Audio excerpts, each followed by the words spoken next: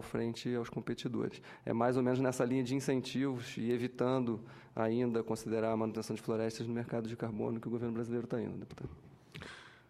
Bem, eu vou comentar isso um pouco. De fato, essa é uma posição já antiga do governo brasileiro com a qual eu concordo. Existe uma diferenciação entre o reflorestamento, e aí pode ser até econômico, mas que são árvores novas plantadas e que estão puxando,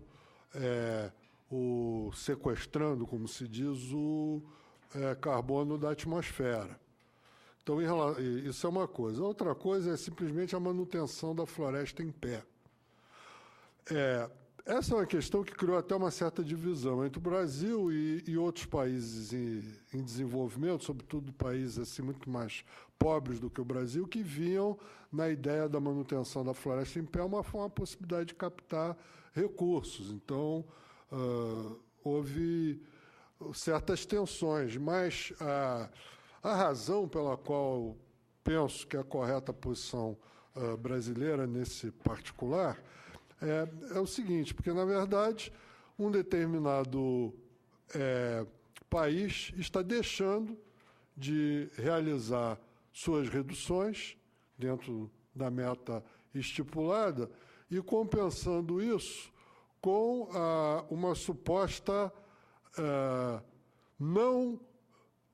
o suposto não acontecimento de um desmatamento num país onde existe, porventura, uma vulnerabilidade da floresta ao eventual desmatamento, né? Primeiro, isso é muito difícil de ser avaliado, porque esse desmatamento, de fato, pode ocorrer ou não.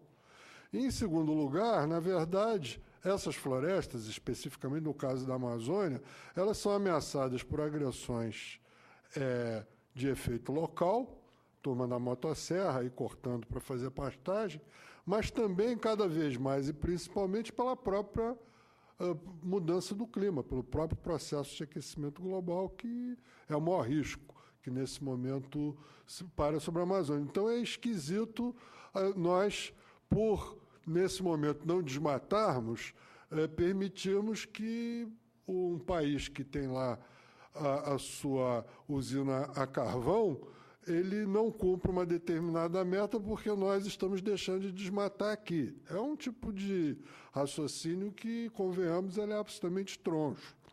Uma coisa diferente, completamente diferente disso, é a ideia de pagamento por serviços ambientais. Então, a gente pode imaginar que a Floresta X, ela cumpre determinados serviços ambientais que deveriam ser remunerados.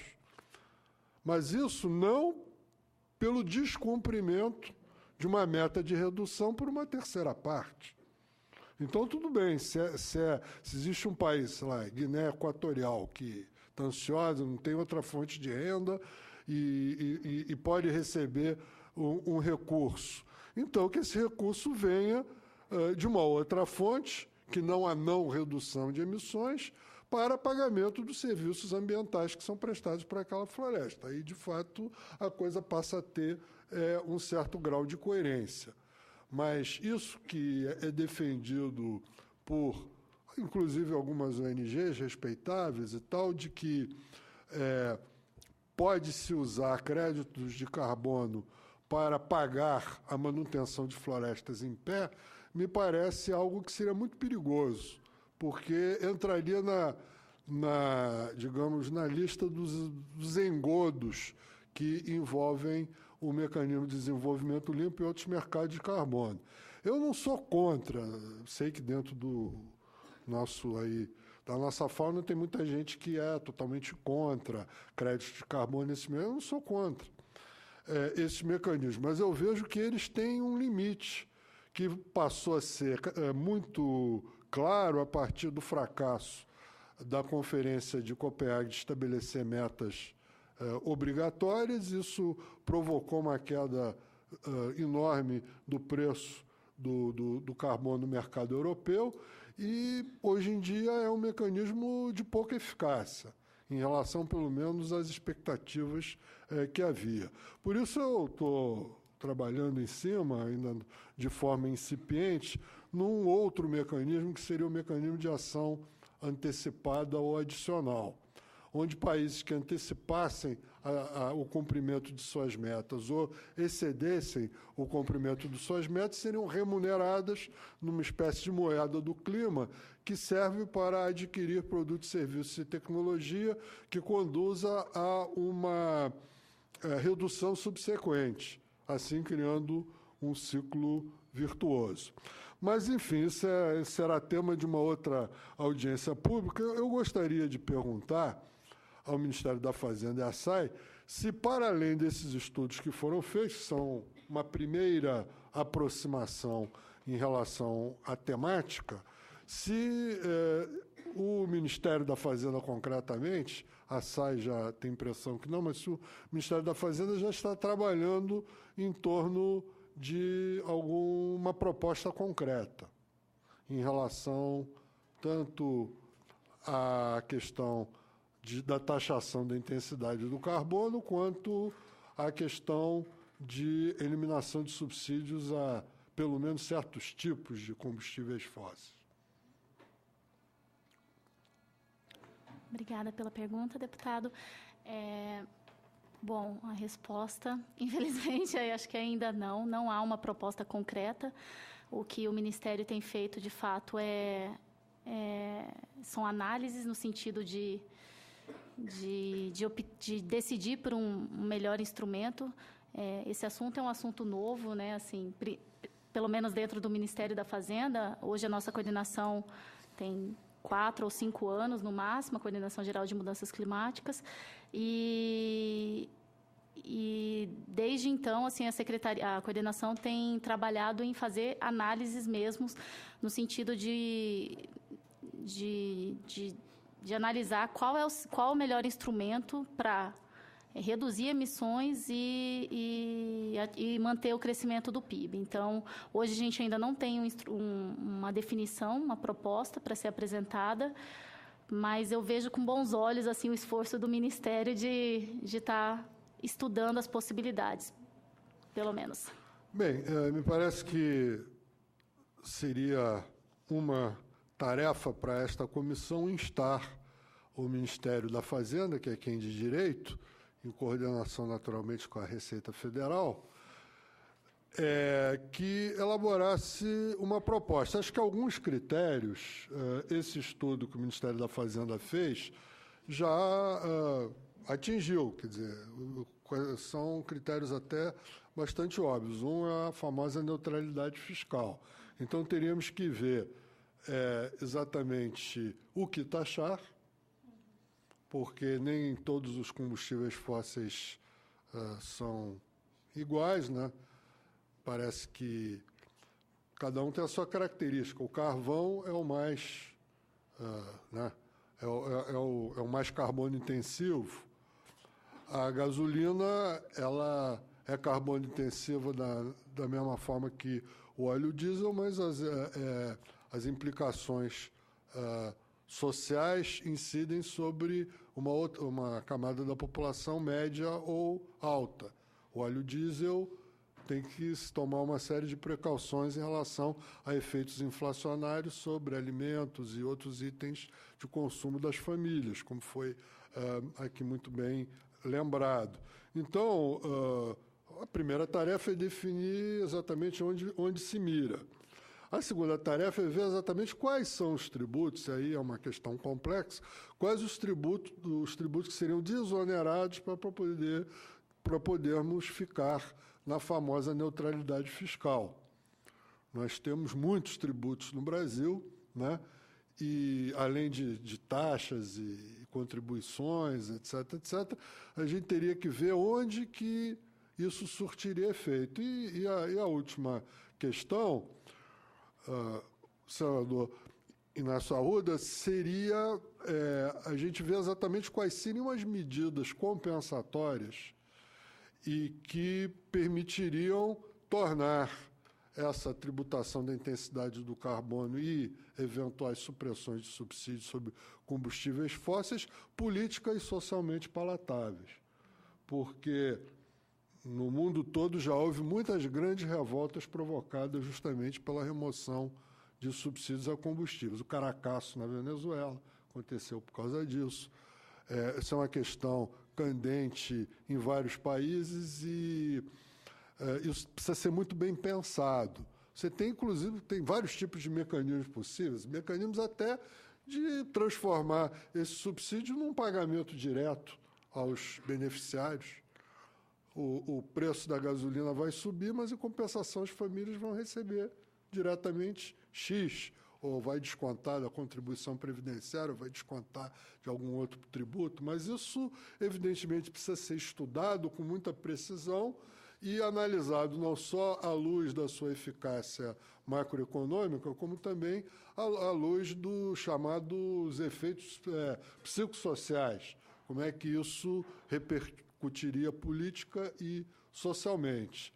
Isso é um estudo em profundidade, por isso eu fico um pouco preocupado em saber que o Ministério não está, nesse momento, fazendo esse estudo e penso, senador, que devemos instar o Ministério da Fazenda a começar a fazer esse estudo.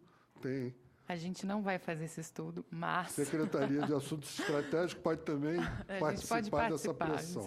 Enfim, não, acho importante só comentar, deputado Sirkis, que não olhando exclusivamente, especificamente para a questão fiscal, a gente está, nesse momento, num exercício junto com a COP, enfim, da Federal do Rio de Janeiro, olhando para o que será, enfim, cenários da nossa matriz energética em 2050 e possíveis efeitos de uma precificação de carbono. A gente não está olhando modelagem institucional, modelagem, enfim, tributária, isso ficaria a cargo de outros, mas a gente está olhando, enfim, primeira parte de não convencionais, enfim, e fósseis.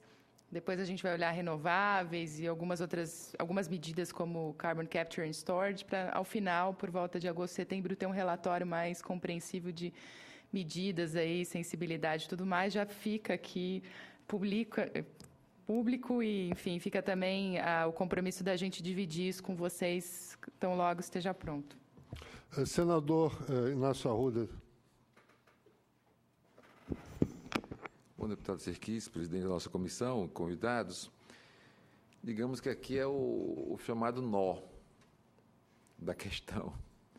Por que a implantação dessas políticas todas que permitiriam nós termos uma economia de baixo carbono mais competitiva? Porque esse é um problema da competição econômica, não tem jeito. Nós fizemos um embate grande, envolveu o Ministério da Fazenda, o Ministério da Agricultura, o MDA e outros órgãos do governo federal em torno da questão fitossanitária, que se criam, evidentemente, barreiras todos os dias, na disputa econômica. E esse campo, para nós, ele é muito importante, porque nós temos muitas possibilidades no Brasil em termos de energia, e isso permitiria que a nossa economia desse um passo adiante na disputa. Ocorre que aqui no meio, essa questão tributária, que eu acho muito boa essa mesa, ter levantado esse tema da questão da tributação. Você veja, nós temos uma disputa interna no país em relação à questão tributária, que é uma questão que deve ser examinada também pela Secretaria de Assuntos Estratégicos da Presidência da República, para não criar um fosso entre as regiões norte, com uma quantidade enorme de reservas ambientais e de floresta em pé, e que precisa, então, já de uma tributação inovadora para manter aquele modelo. Tá? O Nordeste com uma outra realidade, por conta da sua histórica condição, especialmente a região do Nordeste Setentrional, que é uma área muito vulnerável do ponto de vista da sua capacidade produtiva, inclusive de solo. E é evidente que nós temos as situações mais vantajosas do termo de produção localizado muito no Sudeste, do ponto de vista industrial. Então, acho que uma primeira questão uma espécie de imposto carbono seria, no Brasil, nós descentralizarmos o processo de produção industrial brasileira. Então, isso já nos ajudaria bastante. E pode ser visto tanto na área do planejamento estratégico, como até no curto prazo, que seria mais nós estimularmos a Receita Federal, que está no âmbito do Ministério da Fazenda, mas a Receita ela tem muitas resistências a alterações, a mudanças. Eu lembro quando nós começamos a discutir o Simples, Sirquis, ainda estávamos naquele período ali de 98, 97, terminou numa crise logo em 98, 99. Então, falar em Simples era impossível, inaceitável. Mas se teve uma teimosia muito grande e, resultado, nós conseguimos emplacar o Simples, o primeiro Simples. E esse primeiro Simples mostrou um resultado positivo. E é o que permitiu nós ampliarmos o Simples até o modelo atual, que é muito largo e que tem permitido... Não tem caído receita. Esse que é o fato positivo, entendeu, Sirquis? É que, ao introduzir um mecanismo dessa natureza, como nós temos que encontrar mecanismos compensatórios, que acho que é muito correto para você ganhar politicamente populações, então você tem que ter mecanismos compensatórios. Onde é que nós vamos compensar a população? Então, acho que nós teríamos que primeiro fazer um imposto carbono que não tratasse só de se nós vamos conter emissões ou não, porque nós ficamos já na análise do que está sendo feito. O que está sendo feito não nos permite ter uma medição que ajuste bem o efeito do imposto carbono, mas o efeito de carbono do ponto de vista de descentralização industrial. Isso já nos ajudaria bastante no Brasil, você equalizar mais a produção industrial brasileira. E tenho a impressão que nós podemos fazer no Brasil algo que é exatamente, talvez, a palavra imposto sempre é terrível, porque mesmo imposto progressivo, o cara diz assim, imposto agora vai ser progressivo, tá bem, mas podia não ser imposto, podia ser assim uma coisa tipo uma dádiva que você pudesse oferecer, entendeu? Mas só quem pode fazer isso são as igrejas, porque oferecem coisas que nós não podemos oferecer, entendeu? Então, é difícil, imposto é imposto mesmo. Não tem o que fazer. Imposto é imposto. Então, o que tem dado mais resultado, assim, na minha opinião, é encontrar os mecanismos. Nós temos discutido um pouco, o Sirquis tem levantado isso, nós temos tentado tratar disso aqui também no Senado, é como nós vamos garantir que mecanismos que possibilite um fortalecimento da economia verde, portanto, da economia de baixo carbono, ganhe fortes incentivos partindo de ações do próprio governo. O parlamento pode fazê-lo, mas melhor que a gente jogue combinado, porque não é um jogo de interesse nem de situação, nem de oposição, nem de meio, nem de neutralidade, não é nada disso. Nós queremos avançar num programa ambiental sustentado no Brasil, que permita o desenvolvimento econômico e o crescimento econômico, de forma a você não penalizar mais ainda a população. Porque hoje é difícil você tratar do assunto imposto no Brasil. Ora, a CPMF, que era 0,0 qualquer coisa, não foi possível, entendeu? Que a turma que transita com bilhões não quer estar sendo controlado toda hora, entendeu? Então, não aceitaram de jeito nenhum, vieram aqui para a porta do Senado e derrubaram o chamado imposto do cheque, no discurso que ele era regressivo, etc. e tal, você imagina, entendeu? Então, acho que nós poderíamos... E um dos problemas que eu vejo sempre é nós convencermos bem a Fazenda, porque na Fazenda que está a Receita Federal, entendeu? Então, nós precisamos... Os guardiões do cofre. E é um guardião no sentido de arrecadar, entendeu? Então, eu imagino um pouco assim, de que nós temos que ter uma política de liquidar determinados tributos para a economia de baixo carbono, entendeu? Porque você disse bem, quando se mexe em combustíveis, a coisa não é fácil. Você vê que até hoje na Venezuela, eu lembro um agrônomo que foi plantar feijão na Venezuela a convite do governo, e uma energia muito forte, porque feijão é uma energia razoável. Mas ele disse que quando ele conseguiu formar uma equipe de técnicos agrícolas para produzir o feijão, porque ele tinha uma boa semente, ele chegou para os venezuelanos e os venezuelanos disseram assim, olha, temos que acordar 5 horas, 6 horas temos que ter examinado o trator, e daí em diante todo mundo tem que estar no campo. E a turma virou para ele e disse, ô amigo, é que nós temos petróleo. Então, petróleo, esse feijão não é tão necessário assim, nós podemos comprar esse feijão. Tá? E ninguém quer que se mexa no preço do petróleo na Venezuela, porque ele é mais do que subsidiado, porque o governo tem que extrair, refinar e entregar. Entendeu? No Brasil, eu imagino um pouco o problema do gás, que é um insumo importantíssimo para as famílias, muito, muito importante para as famílias.